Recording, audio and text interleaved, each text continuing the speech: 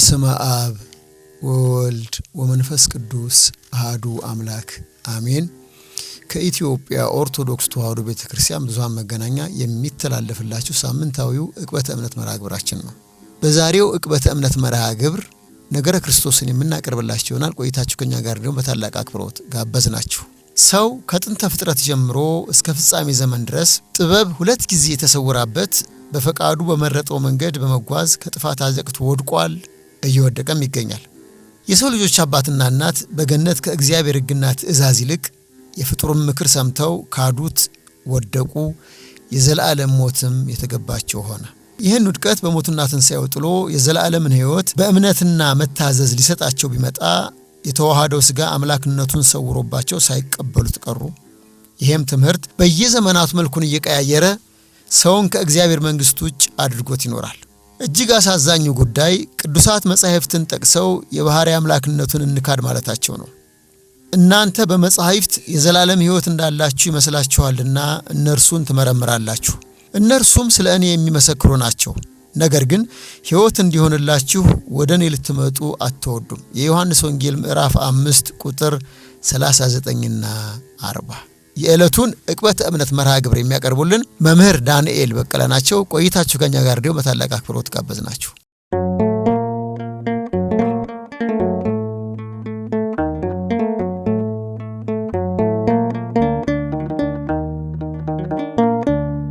የተወደዳችሁ የኢትዮጵያ ኦርቶዶክስ ተዋሕዶ ቤተክርስቲያን ምእመናን በሀገር ውስጥና ከሀገር ውጭ ያላችሁ በሙሉ እንደምን አረፈዳችሁ፣ እንደምን ዋላችሁ፣ እንደምን አመሻችሁ እንደየሰዓት አቆጣጠራችሁ።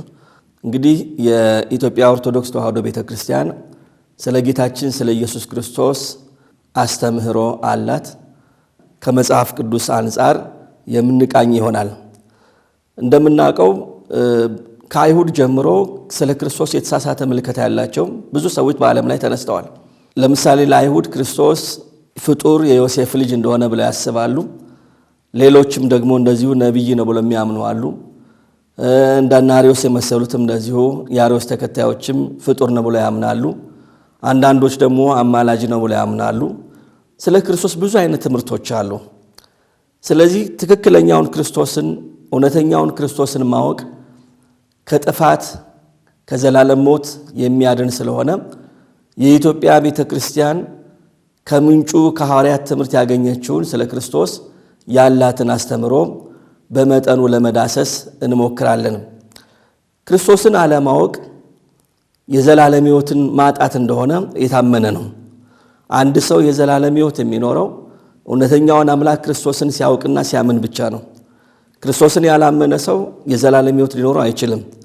በቅዱስ ወንጌል ተጽፎ እንደምናነበው በወልድ ያመነ የዘላለም ሕይወት አለው፣ በወልድ ያላመነ ግን ይፈረድበታል ተብሎ እንደተጻፈ ክርስቶስን የማያውቅ ሰው የቱንም ያህል ምግባር ትሩፋት ቢኖረው ከዘላለም ሕይወት ውጪ እንደሆነ ቅዱሳት መጻሕፍት በግልጽ ይመሰክራሉ። እውነተኛውን ክርስቶስን አለማወቅ ለገሃነመ እሳት የሚዳርግ ከመንግሥተ ሰማያት የሚለይ ከልጅነት የሚያወጣ የዲያብሎስ ወገን የሚያደርገው እንደሆነ መጽሐፍ ቅዱሳችን በግልጽ ይናገራል። የዓለም መድኃኒት ክርስቶስ በዚህ ዓለም በሥጋ ተገልጦ በሚያስተምርበት ጊዜም ስለ እርሱ ሰዎች የተሳሳተ ግንዛቤ በመያዝ እንደሚሰናከሉ፣ እንደሚሳሳቱ፣ ራሳቸው ተሳስተው ሌሎችንም እንደሚያሳስቱ በግልጽ አስተምሯል። ለምሳሌ በዚህ በማቴዎስ ወንጌል ምዕራፍ 10 ላይ ስንመለከት እኔ በምድር ላይ ሰላምን ለማምጣት የመጣሁ አይምሰላችሁ፣ ሰይፍን ነው እንጂ አባትን ከልጁ ሴት ልጅን ከእናቷ ምራትን ከአማቷ ልለይ መጥቻለሁ ይላል። እግዚአብሔር ኢየሱስ ክርስቶስ የሰላም አምላክ ነው። በዚህ አነጋገሩ ሰይፍን ይዤ መጥቻለሁ አለ። ሰይፍ አንድን ነገር ለሁለት እንደሚከፍል በእኔ ምክንያት እርስ በርሳቸው ይለያያሉ ሲል ነው። አባትና ልጅ፣ እናትና ልጅ፣ ምራትና አማት በክርስቶስ ምክንያት እንደሚለያዩ በግልጽ አስተምሯል። መለያየቱ ምንድነው? ስለ ክርስቶስ ያላቸው አረዳድ እምነት ማለት ነው። በሌላም ቦታ እንደዚሁ ማቴዎስ 11 ላይ ቁጥር 6 ላይ በእኔ የማይሰናከል ሁሉ ብፁዕ ነው ይላል። በእኔ የማይሰናከል ምንድነው? ብፁዕ ነው አለ። ይሄም ለአይሁድ ለጊዜ የተሰጠ ትምህርት ነው። በእኔ የማይሰናከል ብፁዕ ነው ማለት በአጭር ቁመት በጠባብ ደረት መወሰኔን አይቶ ፍጡር የማይለኝ ሩቅ ብእሲ የማይለኝ እርሱ ንዑድ ክቡር ነው አለ። ብዙዎች ተሰናክለውበታል። ክርስቶስን በተሳሳተ መልኩ ተረድተው የተሰናከሉበት በቁጥር ቀላል አይደሉም። የዳግም ምጽአቱንም በደብረ ዘይት ተራራ ተቀምጦ በሚያስተምርበት ጊዜ አባቶቻችን ሐዋርያት በዚህ በማቴዎስ ወንጌል ምዕራፍ 24 ከቁጥር 1 ጀምሮ እንደምናነበው የመምጣትና የዓለም መጨረሻ ምልክቱ ምንድነው ንገረን ብለው በጠየቁት ጊዜ የመጀመሪያው ያስተማራቸው ትምህርት በሱ ምክንያት እንዳይሰናከሉ ነው ያሳሰባቸው። እንዲህ በማለት ማንም እንዳያስታችሁ ተጠንቀቁ፣ ብዙዎች እኔ ክርስቶስ ነኝ እያሉ በስሜ ይመጣሉ፣ ብዙዎችንም ያስታሉ በማለት በሱ ስም እንደሚነሱ በሱ ስም እንደሚያሰናክሉ በግልጽ ቋንቋ አስተምሯል። ስለዚህ እውነተኛውን ክርስቶስን ማወቅ ከተሳሳተ ትምህርት ከተሳሳተ መረዳት ይጠብቃል ማለት ነው። የኢትዮጵያ ቤተክርስቲያን ቀደም ሲል እንዳለው የትምህርቷ ምንጭ ብሉይና ሐዲስ እንደመሆኑ መጠን መጽሐፍ ቅዱስን መሰረት በማድረግ ስለ ክርስቶስ የባህሪ አምላክነት በግልጽ ታስተምራለች፣ በግልጽም ትመሰክራለች። ያለ ክርስቶስ ቤተክርስቲያን ሕይወት የላትም። የቤተክርስቲያን ሕይወቷ ክርስቶስ ነው። ክርስቶስ መሰረቷ ነው። ክርስቶስ ጉልላቷ ነው። ክርስቶስ የአገልግሎቷ ሁሉ ዋና ነው። ቤተክርስቲያን የቆመችው በክርስቶስ ላይ ነው። ክርስቶስን የማታውቅ ቤተክርስቲያን እሷ ቤተክርስቲያን ልትሆን አትችልም። ክርስቶስ የሌለባት ቤተክርስቲያን እሷ ክርስቶሳዊ ልትሆን አትችልም። ስለዚህ የኢትዮጵያ ቤተክርስቲያን መሰረቷ ክርስቶስ ነው። ጉልላቷም ክርስቶስ ነው። የመሰረታትም እርሱ ነው። ከእርሱ ውጪ ሌላ መስራች የላትም። በግለሰቦች የተመሰረተች አይደለችም። ሌሎችም በሙሉ ብንመለከት መስራቾቻቸው ግለሰቦች ናቸው። ታሪክ እንደሚነግረን እውነተኛይቱ ሐዋርያዊት ቤተክርስቲያን ግን ራሱ ባለቤቱ ኢየሱስ ክርስቶስ የመሰረታት ናት። ስለዚህ ትምህርቷ የታመነ ነው። የኢትዮጵያ ቤተክርስቲያን መሰረቷ ክርስቶስ ስለሆነ ስለ ክርስቶስ የምታምነው የምትመሰክረው ምስክርነት በሙሉ የታመነ ነው። ኦርቶዶክሳውያን ክርስቲያኖች የቤተክርስቲያን ባለቤቷ ራሱ ክርስቶስ እንደሆነ መጽሐፍ ቅዱስ በግልጽ ይነግረናል። ለምሳሌ በዚህ በማቴዎስ ወንጌል ምዕራፍ 16 ላይ በፊልጶስ ቂሳርያ ሐዋርያትን ጌታን ጥያቄ ጠይቋቸው ነበር። ሁላችን እንደምናስታውሰው ሰዎች የሰው ልጅ ማን እንደሆነ ይሉታል ብሎ ሲጠይቃቸው ኤልያስ ይሉሃል፣ ሙሴ ነው ይሉሃል፣ ከነቢያት አንዱ ነው ይሉሃል ብለው አሉት።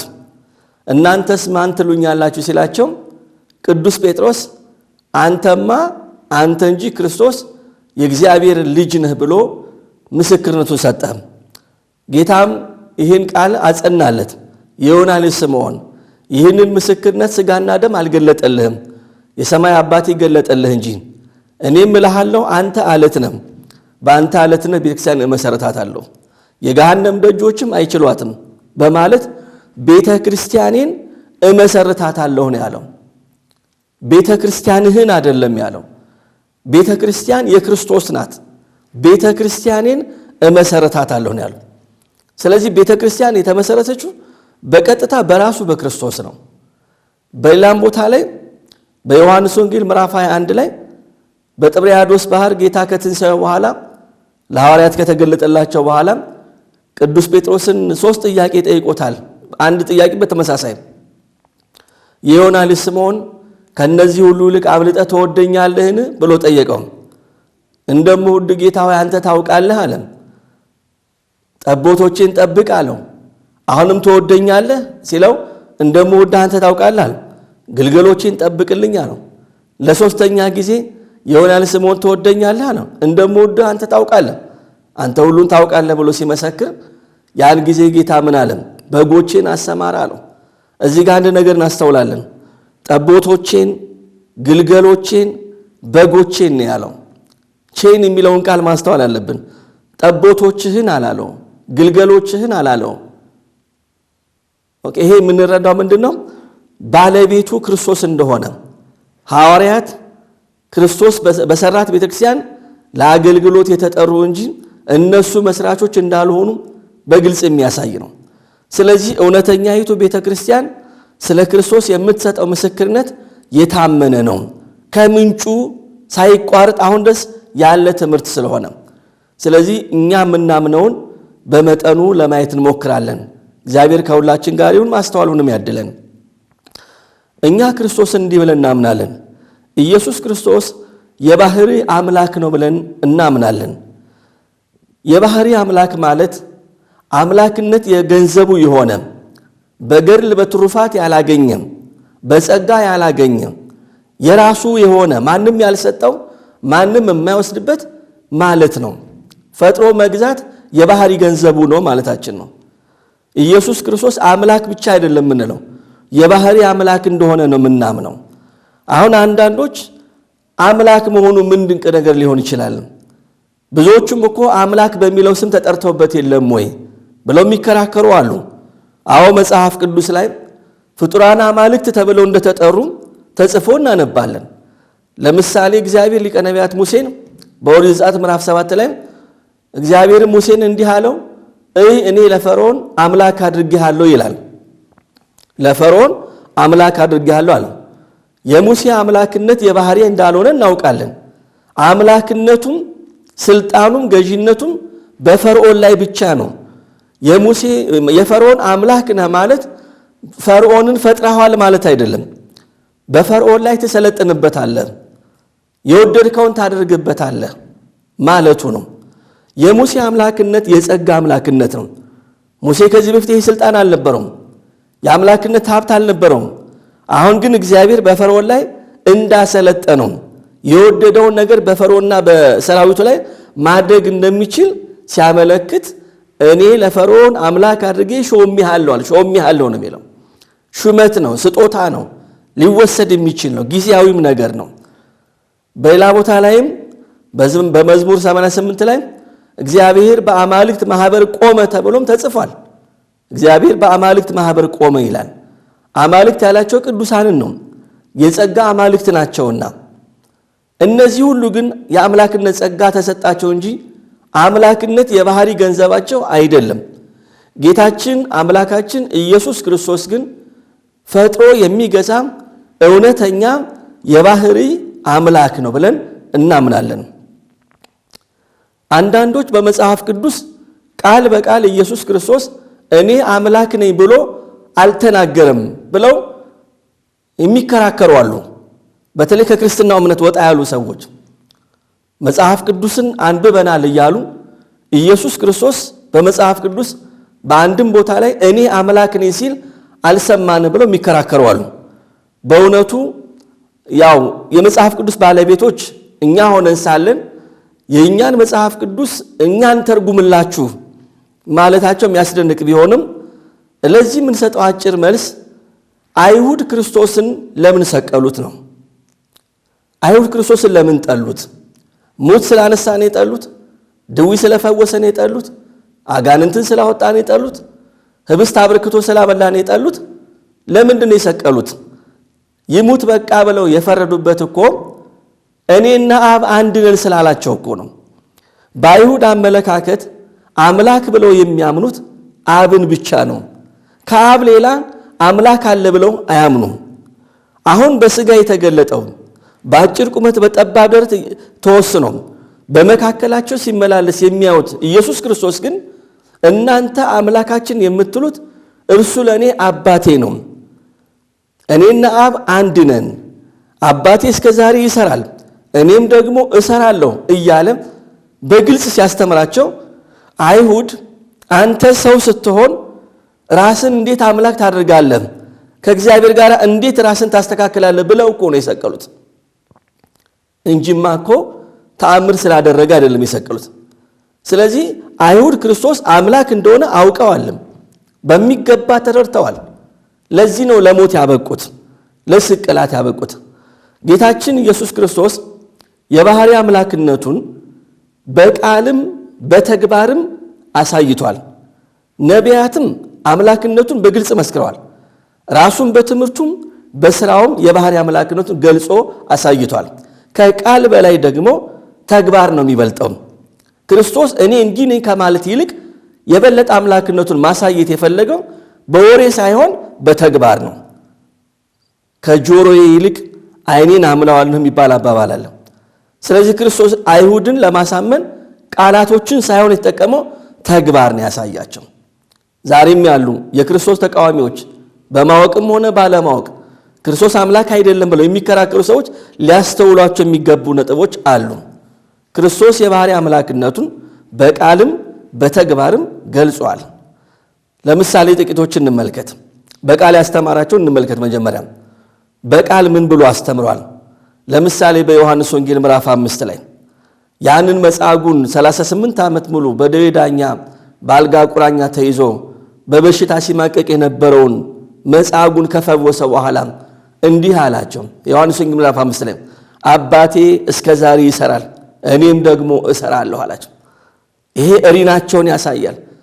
አብ በብሉይ ኪዳን ሲሰራ እንደነበረም ዛሬም እኔም አብ የሚሰራውን አብ ሙት እንደሚያስነሳ እኔም ሙት አነሳለሁ፣ አብ ሕይወትን እንደሚሰጥ እኔም ሕይወትን እሰጣለሁ፣ አብ የሚሰራውን ሁሉ እኔ እሰራለሁ በማለት የባህሪ አምላክነቱን በግልጽ አሳይቷል። በዮሐንስ ወንጌል ምዕራፍ 8 ላይም በሰፊው በግልጽ ከአይሁድ ጋር የተከራከረበት ክፍል ነው። አይሁድ ሰውነቱን አይተው ሲጠራጠሩት ፍጡር ነው እያሉ ሲያሙት፣ በግልጽ እርሱ ግን ከአብርሃም በፊት የነበረ የአብርሃም ፈጣሪ አምላክ እንደሆነ በግልጽ አስተምሯቸዋል። ሊወግሩት ድንጋይ እስኪያነሱ ድረስ አባታችሁ አብርሃም ቀኔን ያይ ዘንድ ተመኘ፣ አየም ደስም አለው አላቸው። አንተ ገና 50 ዓመት ያልሞላ አብርሃምን አይቼዋለሁ ትላለህ ሲሉት፣ እውነት እላችኋለሁ አብርሃም ሳይፈጠር እኔ አለሁ አላቸው። እንዲህ ብሎ መናገር የሚችል ፍጡር ማንም የለም የባህሪ አምላክ ስለሆነ። አይሁድም ይሄ ንግግር ካቅማቸው በላይ ስለሆነ ሊወግሩት ድንጋይ ያነሱ ነው የሚሉት። በቃል እንዲህ ብሎ አስተምሯል። በዮሐንስ ወንጌል ምዕራፍ 10 ቁጥር 30 ላይም በግልጽ አስተምሯል። እኔና አብ አንድ ነን ያለው በመለኮት አንድ እንደሆነ፣ በጌትነት በስልጣን አንድ እንደሆነ በማያሻማ መልኩ አስተምሯል። ይህን የመሰለ ብዙ ማስረጃዎች ከክርስቶስ ትምህርት ውስጥ ማግኘት እንችላለን። ከዚህ ሌላ ደግሞ ነቢያትም ቢሆኑ ሐዋርያትም ቢሆኑ አምላክነቱን በግልጽ መስክረው እናያለን። ለምሳሌ ከብሉይ ኪዳን አንድ ጥቅስ እንመልከት እንደ ማስረጃ። የነቢየ ልዑል የኢሳይያስ ትንቢት ምዕራፍ 9 ከቁጥር 6 ጀምሮ እንዲህ ይላል። ሕፃን ተወልዶልናል፣ ወንድ ልጅም ተሰጥቶናል፣ ስሙም ድንቅ መካር፣ ኃያል አምላክ፣ የዘላለም አባት፣ የሰላም አለቃ ተብሎ ይጠራል ተብሏል። ልብ በሉ ክርስቲያኖች፣ ሕፃን ተወልዷል ያለው ያ ሕፃን ግን ተራ ሕፃን አይደለም። በግርግም ተጥሎ በግዘ ሕፃናት ሲያለቅስ ሲያነጥስ የሚታየው ያ ሕፃን ተራ ሕፃን አይደለም። ሕፃን ተወልዷል አለ፣ ወንድ ልጅም ተሰጥቶናል። ስሙ የዛ የሕፃኑ ስሙ ድንቅ መካር፣ ኃያል አምላክ፣ የዘላለም አባት፣ የሰላም አለቃ ነው አለ። በእውነቱ የሚደንቅ ቃል ነው። እመቤታችን የታቀፈችው ያ ሕፃን ተራ ሕፃን አይደለም፣ ፍጡር አይደለም። የባህሪ አምላክ እንደሆነ፣ የሰላም አለቃ፣ የዘላለም አባት እንደሆነ በግልጽ መስክሯል። ይህን ምስክርነት እንዴት ይክዳሉ ሰዎች? ነቢየ ልዑል ኢሳይያስ የተናገረው ምስክርነት ነው። እውነተኛ አምላክ እንደሆነ መስክረዋል። ሐዋርያትም እንደዚሁ በዓይናቸው ያዩት በእጃቸው የዳሰሱት ኢየሱስ ክርስቶስ አምላክ እንደሆነ በግልጽ መስክረዋል። የሐዋርያትን ምስክርነት አልቀበልም ማለት አይቻልም። ምክንያቱም በዋለበት ውለው ባደረበት አድረው ትምህርትም ተአምራትም ሳይከፈልባቸው ከክርስቶስ የተማሩ ስለሆኑ ምስክርነታቸው በእውነት የታመነ ነው። የሐዋርያትን ምስክር አልቀበልም የሚል ክርስቲያን ሊኖር አይችልም። የእነሱ ምስክር የታመነ ነው። አይተዋል፣ ዳሰዋል፣ ከእርሱ ጋር ገብተዋል፣ ወጥተዋል፣ ሁሉን ነገር አይተዋል፣ ከክርስቶስ ተምረዋል። 3 ዓመት ከ6 ወር ከክርስቶስ እግር ስር ቁጭ ብለው ተምረዋል። የቃሉን ትምህርት የእጁን ታምራት አይተዋል። ለምሳሌ የባህሪ አምላክነቱን ቅዱስ ጳውሎስ በሮሜ 9 ላይ እንዲህ ይመሰክራል። ክርስቶስ ከነርሱ በሥጋ መጣ፣ እርሱም ለዘላለም ብሩክ የሚሆን አምላክ ነው ነው የሚለው። ለዘላለም ክርስቶስ ከነርሱ ከአብርሃም ዘር በሥጋ መጣ አለ። በሥጋ ተወለደም የአብርሃም ዘር ከምትሆን ከቅድስተ ቅዱሳን ከንጽሕተ ንጹሐን ከድንግል ማርያም በሥጋ ተወለደ። ከዛ በኋላ ምን አለ? እርሱም አለ ያ የተወለደው እርሱም ቡሩክ አምላክ ነው። ምን ማለት ነው? መርገመ ሥጋ መርገመ ነፍስን የሚያርቅ በረከተ ሥጋ በረከተ ነፍስን የሚያድል የባህሪ አምላክ ነው አለ። የዮሐንስ መልእክት ላይም አንደኛይቱ ዮሐንስ መልእክት ምዕራፍ 5 ቁጥር 20 ላይ ስትመለከቱም እርሱ እውነተኛ አምላክና የዘላለም ሕይወት ነው ተብሏል። ኢየሱስ ክርስቶስን ነው የሚነግረን። እርሱ እውነተኛ አምላክና የዘላለም ሕይወት ነው ይላል። የተወደዳቸው ክርስቲያኖች ሐዋርያት በዓይናቸው ያዩትን በእጃቸው የዳሱትን አብረው የዋሉትን ያደሩትን ክርስቶስን አምላክ ነው ብለው ነው የመሰከሩልን። ስለሆነም ቤተ ክርስቲያን በነቢያትና በሐዋርያት መሰረት ላይ የታነጸች ስለሆነች የሐዋርያትን ምስክርነት እንደወረደ ተቀብለዋለች። የጌታን በተግባር ደግሞ ያሳየውን ደግሞ እንመልከት። የባህሪ አምላክነቱን በተግባር እንዴት አሳይቷል? የመጀመሪያው ኢየሱስ ክርስቶስ የባህሪ አምላክነቱን የገለጸበት አንዱ መንገድ በድንግልና ተጸንሶ በድንግልና መወለዱ ነው። ሁላችን እንደምናውቀው ዓለም ከተፈጠረም ዘመን ከተቆጠረም እንደ እመቤታችን እንደ ቅድስት ድንግል ማርያም በድንግልና ጸንሳ በድንግልና የወለደች ማንም የለችም፣ አልነበረችምም፣ አትኖርምም። እንደ ጌታችን እንደ ኢየሱስ ክርስቶስም በድንግልና ተጸንሶ በድንግልና የተወለደ ማንም የለም። ይሄ የባህሪ አምላክነቱን ይገልጻል። ክርስቶስ ያለ ድንግልና ቢወለድ ኖሮ ፍጡር በተባለ ነበረ። ቅዱስ ዮሐንስ አፈወርቅ ይህን ሲናገር ማለት እንደኔ በዘር በሩካቤ ተጸንሶ ተወልዶ ቢሆን ኖሮ ፍጡር በተባለ ነበር ነው ያለው። ነገር ግን ሰዎች ከሚወለዱበት ከተለመደው የአወላለድ ስርዓት በተለየ መንገድ ያለ ዘር አበሲን ወንድ ከማታውቅ በንጽህና በቅድስና በድንግልና ጸንታ ከምትኖር ከድንግል ማርያም በድንግልና ተጸንሶ በድንግልና መወለዱ የባህሪ አምላክነቱን በዚህ ገልጿል። ይሄ አንድ ማሳያ ነው። የትኞቹም ነቢያት የትኞቹም ቅዱሳን በዚህ መንገድ አልተወለዱም። ከዚህም በኋላም እንደዚህ የሚወለድ ማንም የለም።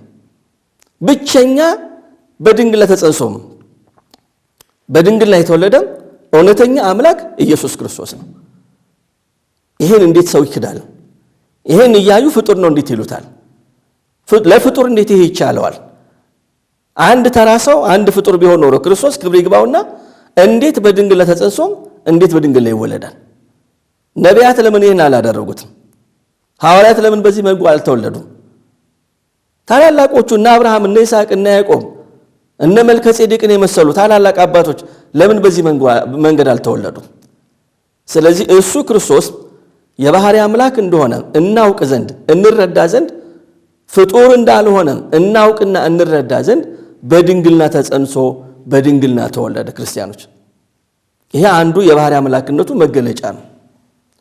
ሁለተኛው በተግባር ያሳየው ሁለተኛው የሰብአ ሰገል ወደ ኢየሩሳሌም መጥተው ቤተልሔም ድረስ ደርሰው የአምልኮት ስግደት መስገዳቸው።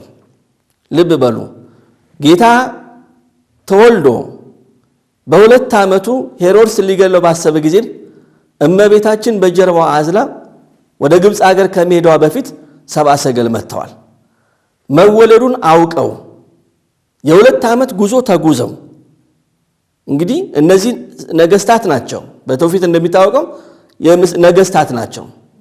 እነዚህ ነገስታት ህዝባቸውን ትተው ዙፋናቸውን ትተው ክብራቸውን ትተው በበረሃ የሚገጥማቸው ብዙ ነገሮች አሉ። ያንን ሁሉ ተቋቁመው ንጉስን ፍለጋ ወደ ቤተልሔም መጡ፣ ወደ ኢየሩሳሌም መጡ። የማቴዎስ ወንጌል ምዕራፍ 2 እንደነገረን የተወለደው የአይሁድ ንጉስ ወዴት ነው? ኮከቡን በምስራቅ አይተን ልንሰግድለት መተናል ብለው ከምስራቅ ወደ ቤተልሔም መጡ። እነሱ የጠበቁት ንጉስ የሚወለደው ንጉስ በቤተ መንግስት መስሏቸው ነበር። ነገስታት በሚወለዱበት በአማረ ስፍራ የሚወለድ መስሏቸው ክርስቶስን ቤተ መንግስት ውስጥ ፈለጉት። እነ ሄሮድስ ግን የሚያውቁት ነገር አልነበረም። በቤተ መንግስት እንደሌለ ተነገራቸው። አልተጠራጠሩም። የሁለት ዓመት ጉዟችን ከንቱ ነው እንዲህ ብለው ተስፋ አልቆረጡም። አሁንም በኮከብ ተመርተው ወደ ቤተልሔም ጌታ ወደ ተወለደበት ቦታ ደረሱ። እግዚአብሔር ያሳያችሁ ክርስቲያኖች፣ እነዚህ ሰዎች የ2 ዓመት ጉዞ ነው የተጓዙት። የሚፈልጉት ንጉሥ ነው። ለንጉሥ በማይመጥን ቦታ ነው ጌታ የተወለደው። አይደለም ለንጉሥ ለነሱ እንኳን አይመጥናቸውም ያ ቦታ ከክብራቸው አንፃር። ግርግም ውስጥ አዩት፣ አልተጠራጠሩም። እስቲ በእነሱ ጫማ ውስጥ ሆነን እንመልከት። ንጉሥን ያህል ነገር ተወልዷል ብለው በረት ውስጥ ሲያገኙት ምን ይሰማቸዋል? እነዚህ ግን ሃይማኖት ነበራቸው። እጅግ ደስታ፣ ታላቅ ደስታ ደስ አላቸው። መጀመሪያ ወድቀው ሰገዱለት ነው የሚለው። ያ ስግደት የአምልኮ ስግደት ነው።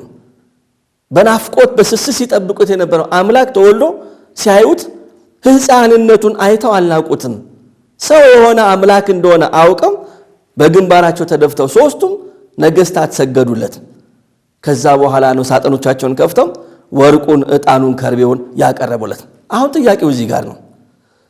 ኢየሱስ ክርስቶስ ፍጡር ቢሆን ኖሮ፣ አንድ ተራ ሰው ቢሆን ኖሮ እንዴት የ2 ዓመት ጉዞ ይጓዛሉ?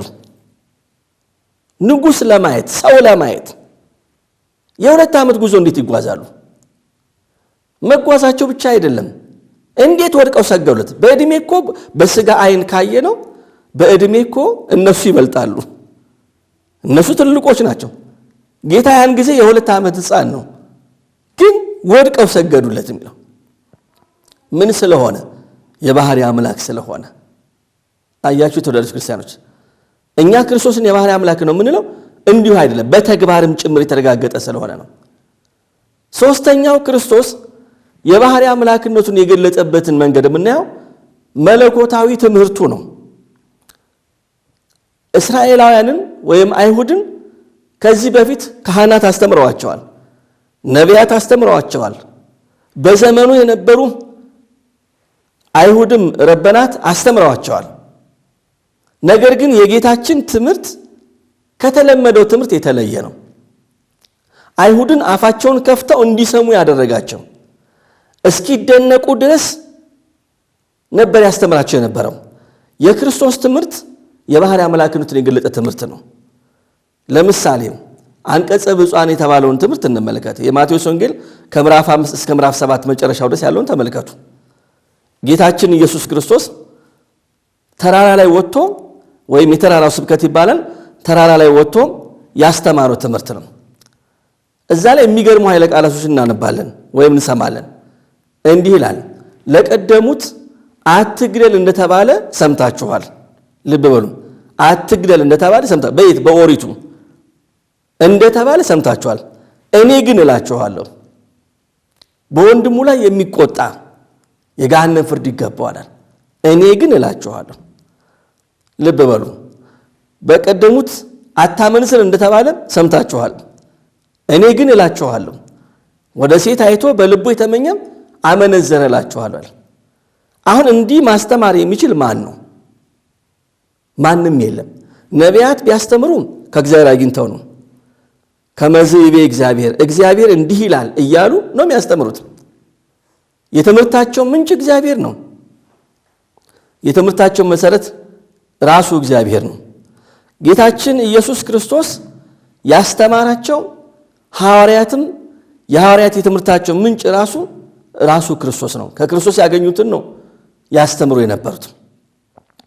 ክርስቶስ ግን ሲያስተምር በስልጣን ነበር የሚያስተምር የነበረው። እንደ ነቢያት እግዚአብሔር እንዲህ ይላል እያለ አላስተማርም። አንድ ቦታ ላይ በስልጣን ያስተምራቸው ነበር። ለዚህ ነው የማቴዎስ ወንጌል ምዕራፍ 7 መጨረሻው ላይ ስትመለከቱ ጌታ ትምህርቱን ጨርሶ ከተራራው በሚወርድበት ጊዜ ሕዝቡም ከትምህርቱ የተነሳ ተደነቁ ይላል። ምን አስደነቃቸው? ቀሪዎቹን መርሃ ግብራት እንድትከታተሉ በታላቅ አክብሮት እየጋበዝን የዕለቱን ዕቅበተ እምነት መርሃ ግብራችን እዚህ ላይ አጠናቀናል።